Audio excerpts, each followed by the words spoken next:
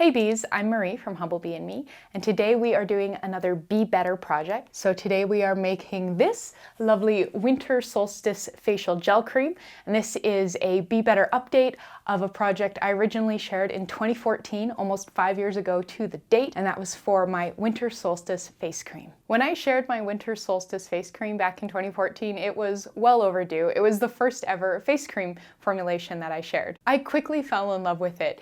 It was focused on hydration and soothing the skin, and it smelled wonderful with a combination of rose hydrosol and some beautiful bright essential oils. Many of you fell in love with the winter solstice face cream as well, and I've had several requests to be better it. The original is still a really solid formulation, so I decided to kind of grow and expand on the themes using the things that I've learned and some new ingredients that I've acquired in the last 5 years to create a really sort of ultra awesome winter solstice face cream.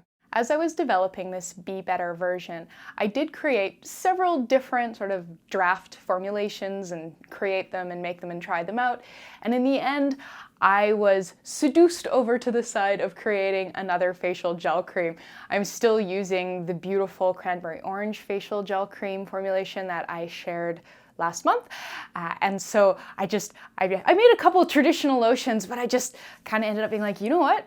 I want to make another facial gel cream. So that is kind of big difference number one between this Be Better version and the original version is that this is a cold processed gel emulsion rather than a hot processed more traditional one using emulsifying wax. I definitely don't mean to say that a gel cream is better than a traditional emulsion, but it's just sort of a thing that I am in love with right now. In the original cream, our main focuses were hydration and skin soothing. So I decided to sort of keep those and then work with them a bit. So hydration, we've got tons of wonderful hydrating ingredients in here, including some hyaluronic acid, which is an ingredient I hadn't yet started working with back in 2014, and I am very, very in love with it. When it came to the soothing angle, I decided to kind of expand that out. So it's not just soothing, but it's also fortifying and strengthening and all about supporting barrier function to help our skin,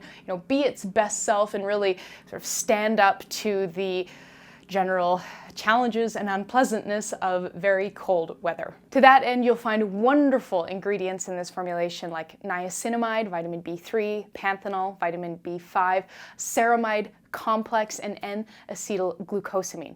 If you want to learn more about these ingredients, please make sure you're reading the blog post linked in the description box below, otherwise this video would be entirely too long. So, bit of a teaser, get the full details in the blog post. I've kept the ingredients in the oil phase pretty close to what they were in the 2014 version. The 2014 version featured olive squalane, argan oil, mango butter, and cetyl alcohol. In this version, I've just kept the liquid oils, the argan oil, and the olive squalane because the mango butter and the cetyl alcohol would need to be melted to incorporate into this project, and they were the only things that were going to need to be melted, so to keep things a little simpler, I just dropped them. I also included a touch of dimethicone 350 in our oil phase, which is something I would not have done back in 2014. But dimethicone 350 is not only a great skin protectant and emollient, but it also helps reduce the feelings of tackiness that I find can come hand in hand with gel cream products. Since no heat is required, this is pretty simple to make. There's a bit of a waiting period while you wait for the Aristoflex to really hydrate, so you can kind of give it its final stir and then it's beautiful and done, and that's pretty much it. Please remember, if you want more information on this formulation, if you have questions about substitutions, scaling, shelf life, why a certain ingredient is in the formulation, what it does, please make sure you are checking out the blog post linked in the description box below, and make sure you're looking up the ingredients in the Humblebee and Me encyclopedia. But come on, let's get started.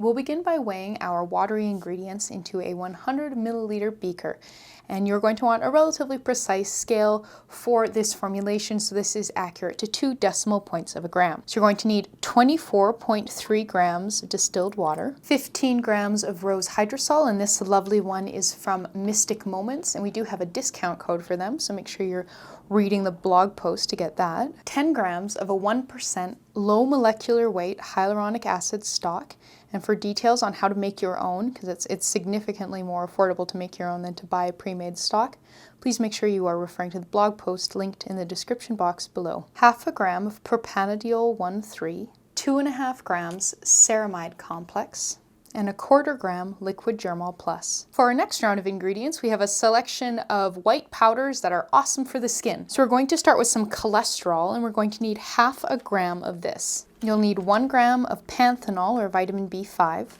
1 gram of N-Acetyl Glucosamine, and 2 grams of niacinamide, also known as vitamin B3. Before we continue, I'm just going to give this a little bit of a whisking.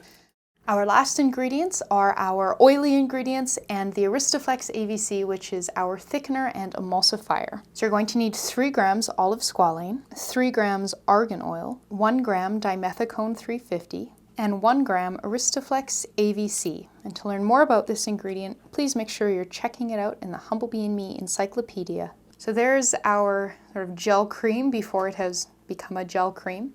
If I tip it to the side a little bit, you can see the oils are still floating on top of the water phase because we haven't blended it all together. So let's get on that. All right, so that is relatively well blended, but the Aristoflex needs to really hydrate to give this its lovely, gorgeous final texture. So I'm gonna leave this to sit for a while.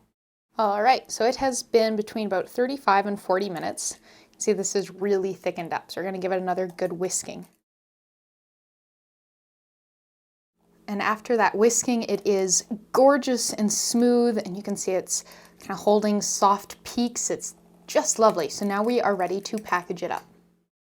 For packaging, I'm using this 50 milliliter soft squeeze tube from Humblebee. And to fill it, we're going to use a large syringe. This one has been stained a little bit pink from lipstick in the past. I'm propping it up in a kind of a tall, narrow jar here so that we can fill it easily.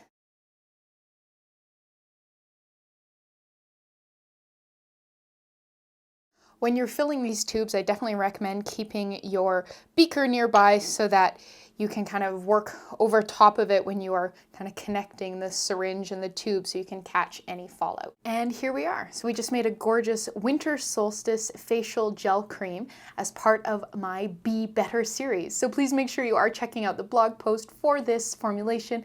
It's linked in the description box below. So there you can find more information on the formulation, links to the original from a couple years ago that inspired it, links to places to buy all the ingredients, and a whole lot more. Let's do a little bit of an application demo here. See, it really looks like kind of a regular lotion, but then when you start to massage it in, its kind of jelly qualities really come out. It's got absolutely gorgeous slip and just feels, instantly hydrating and just absolutely lovely. But yeah, thank you so much for watching. Please subscribe, and I'll see you next time. Bye.